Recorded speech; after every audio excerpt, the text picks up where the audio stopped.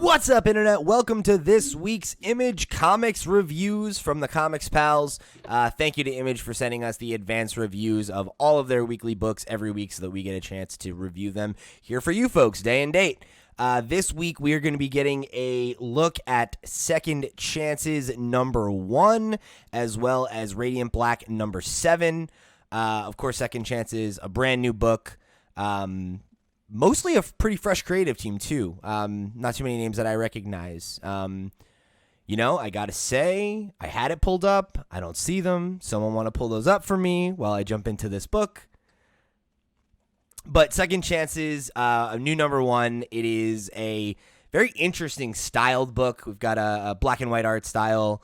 It's got kind of a, neo-noir kind of vibe to it, a bit of a crime story. What did we think about this one? It's interesting. Yeah, I had fun with it. Yeah. This was cool. I like the rhythm of it for a first issue. Like it starts in the middle of the action, which is definitely, I think, helpful for this kind of story in general. But, you have that very, very familiar opening of a noir story, right? Of like a phone call rings. There's a guy sitting at a desk smoking a cigarette. Like, what's the call? And then we're in it. You know? A dame walks into the office. Yeah. Yeah. It was super cool. Like, I had a lot of fun with it. I wasn't expecting it to have been black and white all the way through. But I think, the choice to not use colors. It was, I think it heightened some of the moments, and all of the line work really, really well done. There's a shot that I just pulled up where they're in the garage, and for you YouTube listeners, that like middle panel right there, like I love the way the pillars and the shadows are all rendered. It's all super like very detailed. Even on that same page right above it, there's like the exit sign, and it like has light to it, even though it's in black and white. Like, yeah, the use of light is really, really cool. It really gives it that kind of black and white film kind of feel. And I did find the creative team here. Apologies for that earlier. It's Ricky Mamone and Max Bertolini. Ricky, described by Image as an up-and-coming writer, and Max Bertolini worked on The Witcher and Nathan Never previously. So kind of a fresh team, and I was impressed. I was impressed by this being my first brush of their work. The credits page is on the very last page of the book, even behind the ads, which is weird. It is odd. Weird. I was DC Hopkins on letters. Shout out to them. Scrolling through the whole thing trying to find it. Yeah, me too. Yeah, really cool, really interesting. It feels very Dylan Dog. Do you guys know that? I'm not familiar. No. Is that a British thing? No. Kind of an old indie comics. I think it was a vampire thing. There's a film, I think, with Brandon Ruth. Okay. Maybe 2012. Yeah, anyway. This gave me like the main character reminds me of John Wick. Like he has that kind of energy a little bit, I feel like, and maybe it's just because he's got long hair and he's like got this, I could see him being a Keanu Reeves character for sure. Yeah, and I don't know, like just that mixed with the noir vibe, but also this like weird, like futuristic, these people in these robot like mech suits who are trying that was cool. Yeah, it was unexpected. It's weird because like it happened and I was like, whoa, that feels like a real pivot, like based on everything else, and like not in a bad way, but in a very like comic booky like, yeah. What are the fucking rules here though? Then, like, is this like a cyberpunk thing? Like, is it in the future? But like the 50s noir energy is just like in vogue in this future, or you know what I mean? Like, where am I? What time is it right now? And good questions to be asking because like I'm interested in the setting. I'm interested in learning more about these characters and what the stakes really are here for them. I think the styles mixing worked really well. You get a lot of like Japanese crime film, and I think that's sort of what the masks and the they look like yokai masks, like ghost demon masks Mhm. and stuff. And Sure. I think that meshes really, really well. Stylistically, man, this book has it. I was not expecting to be like so into it. I'm definitely here for an issue two, and I'm interested in this main character story. I'm realizing that I don't even remember the main character's name, which I guess is maybe problematic. I remember Paul, the guy who gets shot. I don't even know if they said his name. Now Do that I don't remember it. well, yeah, but I actually don't know that they said his name because Maybe. Paul and his daughter Emma get name dropped multiple times. I remember those characters' names, and Mhm. Emma's the one who gets injected with that stuff by whoever the woman is who calls him at the end, and then I guess seemingly killed her parents. I'm not totally sure what happened there, but Well, so that was one complaint I had was as good as the art is, the lack of color doesn't necessarily help differentiate the characters.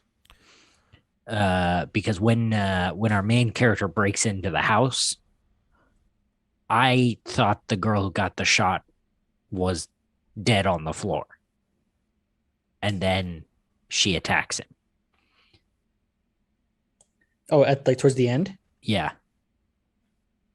oh, okay, I see what you're saying. So there's some like both I think in the art and then maybe with like the writing, it could have also been that caption that is also just right next to that body.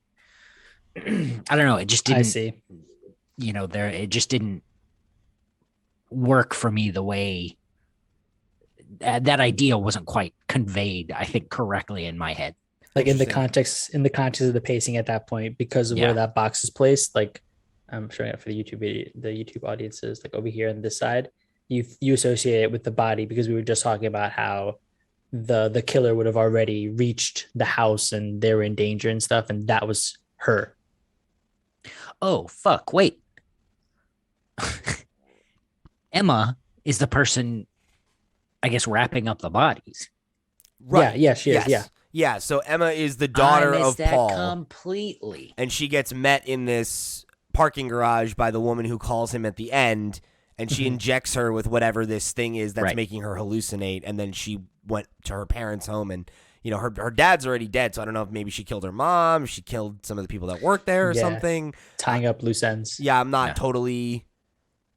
totally sure what the thing is there, but I got the sense that they're trying to frame her for murder, and then our main character is gonna, back her up.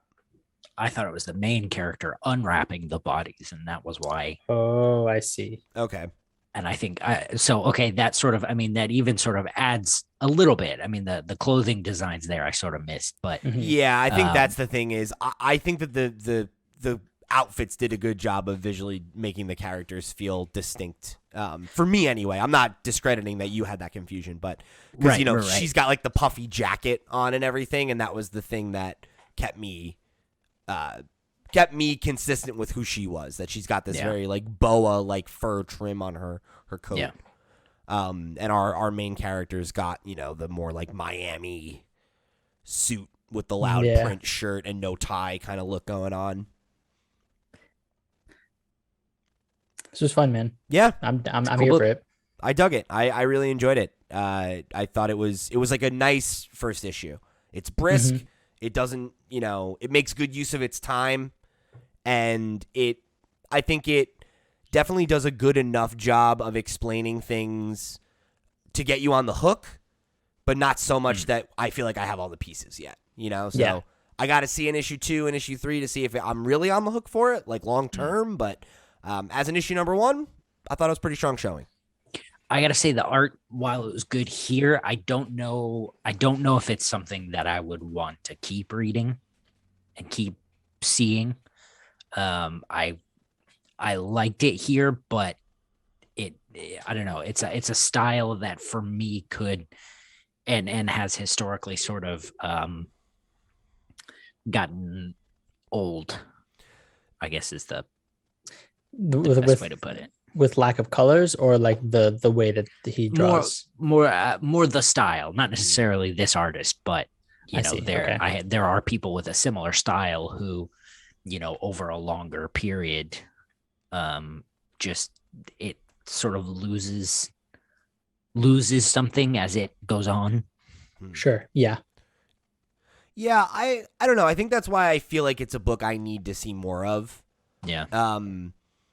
Yeah, so like I guess I forgot to mention at the top something we started doing on our comic book reviews last Thursday is bringing in a new rating system for each book that we review. So we're either going to say that we feel that you should drop it, pull it, or trade weight it. And it.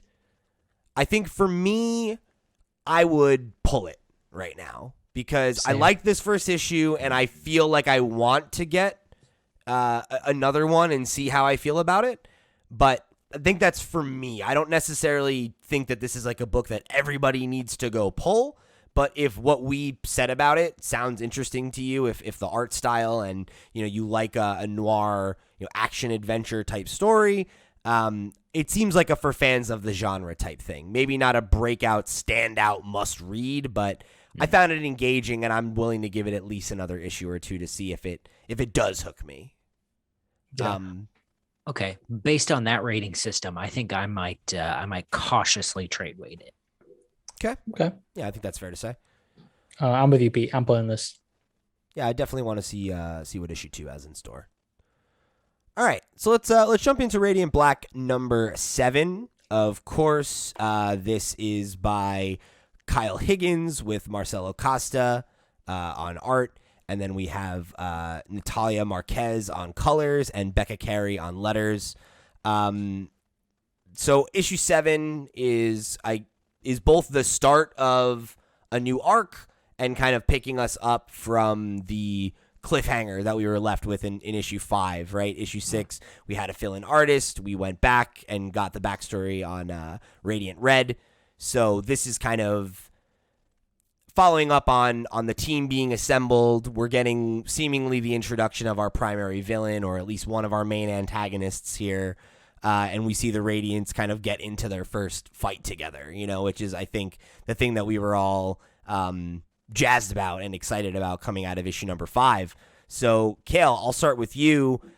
You've been pretty lukewarm on this series. I know you've generally enjoyed the art. You're a fan of the the Sentai genre in general.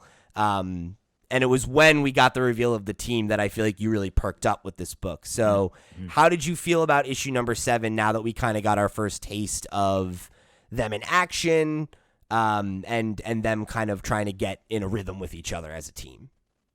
I think it's great. I mean, it's all classic Power Ranger Sentai stuff.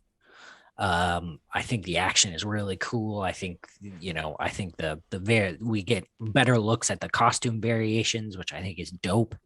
I think some of the differences between the Radiants is, both physically, costume, power, and sort of personality wise are all really interesting. And I think the conflict that's being set up here looks like it's going to be really, really cool. I liked, especially later on, the way that Marcella Costa uses the pink radiance power. She makes teleporting holes. And they're like portals, like from the game portals. Portal. Yeah, thank you. Yeah, it's like very much that same kind of vibe. Teleporting holes. Teleporting holes. But I like that it goes wrong. Yeah, that's in cool. a way. Our Radiant Black, and then Pink get shot into space, where they finally get sort of the macro view of what's coming. And that was dope. I found that frustrating. I didn't like that it was kind of just interjected into like you'd just get a glimpse, and it's like, I understand the function, but I don't know if I immediately enjoyed it because we just get the glimpse and I'm like, oh, now they're stuck here and this is going to be where they continue. but then they just like, oh, we can zip all the way back down to wherever where she had been, I guess, jumping around from places on Earth to all of a sudden being uber far in wherever neck of the woods space. I don't know. It didn't immediately grab me. That kind of just like threw me off, and I was like, all right, I get it, but I'm not interested yet. I definitely fell on Kale's side with that, where I liked that because I think what I liked about this issue, I mean, aside from the art, which was dope, I agree with Kale. I thought the action beats were fun. Was that I think it really did a good job of starting to establish character dynamics. And I thought that similarly how when we had that fight between Radiant Black and Radiant Red, and both of them had the realization that there were levels to their power that they hadn't figured out yet, that's what this was, right? Yeah. This was establishing, okay, so this is what Pink's power is, and here are the immediate, like you can see, oh yeah, she can teleport, okay. And then it's like they have that, we're falling, and she's like, okay, I need to teleport and save us. And they end up thousands of, miles, light years away, whatever, because she didn't realize that she had to account for speed.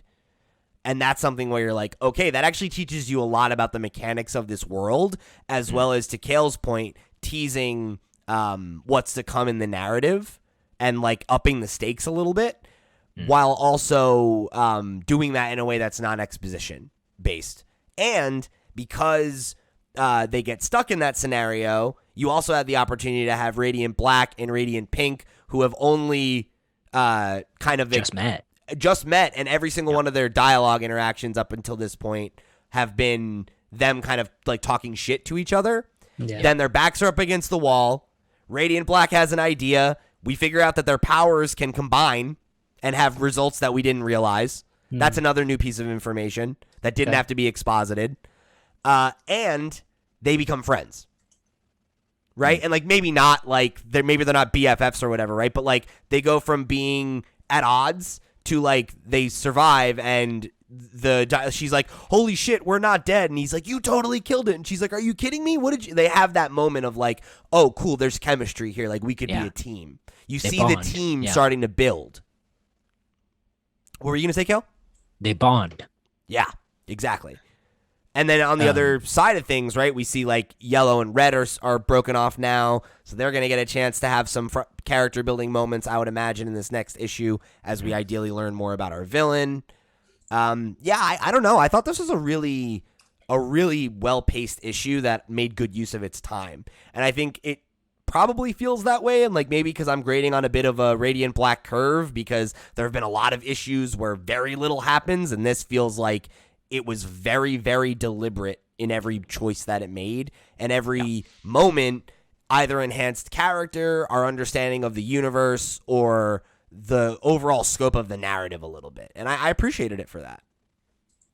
Yeah, I just, can't wait for the next issue when we have to figure out what Radiant Pink's mom eats for breakfast. Hey man, I like those issues. How Yellow pays his taxes. Yeah, I'm with you, Marco. I definitely like those more than I dislike them, but I understand the frustration. It's and I've said this the whole way through. Generally, I would agree with you. It's the way everything keeps getting broken up. Yeah, that sure. is frustrating me. And I would agree with that. So second arc, I think starts strong. It's a strong start.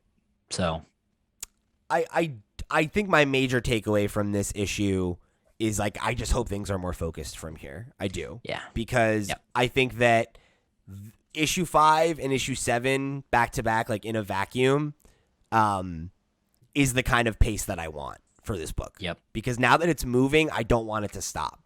If it's going to just continually slow things down, I do think that's going to be a problem. And I don't have a problem with books that slow down, but like you need to have those slow periods after major beats. And I need at least a few issues of this being what we're dealing with and being the imminent threat and the imminent thing that is on everybody's mind, and using that as an opportunity to build and establish character and team dynamics. before I'm ready for another slow period where I learn more about the background of the characters, because I don't care enough about the characters to really want to know their backgrounds in that deep of a way yet. And I know I can, because I liked them in this issue. I like them, and I like the way they play off each other. And to your point, Kale, I like how distinct each of their personalities and power types and looks are, because that's a thing we've criticized a bunch of books for. Most recently a book we really like now, Nice House on the Lake. We talked about how it's kind of hard to remember which character is which, and I don't know. Whereas these characters feel very clear and easy to keep up with because of each of those distinct things, right? Whether it's their voice, their look, or their power set. It gives you immediate things to grab onto with them as characters. So I feel like we have a strong foundation built here after 7 issues, and that's what I've been hoping for this book. So if this arc can kind of take this momentum and start running with it, I think I'm going to be pleased.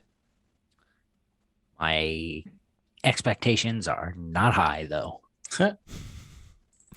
Yeah, I don't know. It's tough to say. I like that the next issue that they're teasing, it seems like it's picking up from here. So hopefully we ride this wave a little bit longer. I definitely popped when they were like, "Oh, what Sentai is that?" Yeah, that was good. I was like, "All right, well done." Yeah, I thought you might appreciate that. You too. Yeah. Any other thoughts here? Yeah, this is a drop for me. Oh yeah. I would say this is still I would call this whole series a cautious pull. Yeah, I think I would probably say it's a better candidate for a trade weight. I think if you had picked up, because Volume 1 comes out this week as well, so if you picked up Volume 1 now and then read issue 7, I think you'd have a better time with it than we did reading it month to month up till now. That's fair. Yeah, for sure. I think the pacing there would work in your benefit. Yeah, agreed. That said, I did forget, actually, there is one other category in this, and that's our pick of the week. And I'm going to give this my pick of the week. I enjoyed this. I enjoyed this issue a lot. And I want to see it continue to build on the promise of what's been established here.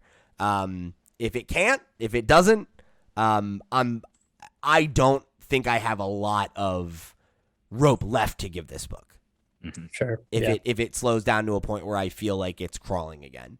But I haven't felt that way about the last few issues. Granted, 6 did slow things down, but we know why that happened, right? Marcelo Costa had a hand injury, and they needed to space that out, right? I think he needed a break from the book. So the idea that they took that opportunity to provide backstory on a character that they were going to give at some point anyway, it's all right, whatever. Didn't somebody also get COVID recently? I'm not sure Did you about guys hear about that? Don't remember. Not totally sure there. Maybe it's not that team. But yeah, so if that is the case, right, delays are what they are. So while that definitely sucks, I'm not going to I'm trying not to hold that against the book, Yeah. So yeah, I'm definitely here for issue number 8. It feels like we're getting in a groove, and I'm here for it. I'm here for where it is right now. So see you back next month for the next one. Yeah. So pick of the week from you two, and then we'll wrap it up. There's only 2 books. It's Radiant Black for me. Okay. Second chances. All right, sounds good. Well, thank you all for joining us here on another round of Image Comic reviews from the Comics Pals. Thank you to Image Comics for giving us access to those advanced copies so that we can get these books out and reviewed to you day and date. Make sure, if you haven't before, you go check out our main show, The Comics Pals, our weekly comic book podcast, where we discuss kind of the news and goings-on of the industry and the characters you love in any medium. This week on the show, we talked all about Substack and the major moves that it is kind of making to enter the comics industry, as well as the controversy that does go along with it as a platform. We had a pretty deep discussion about it, and there's a ton there to dig into, as well as the closure of Wizard World. Pretty big week. So we had a great show. Go check that one out. And if you do comment on these shows, we actually read our listener comments on that main show. So if you have been someone who's been checking out our image reviews, has never checked out the main show, that is where we reply to all your messages. So go check that out. And if you want to get some more comic reviews, tune back in tomorrow, and we'll have our reviews for Marvel, DC, and everybody else. So until next time, we've been the Comics Pals. See you next week. Comics pals need a second chance.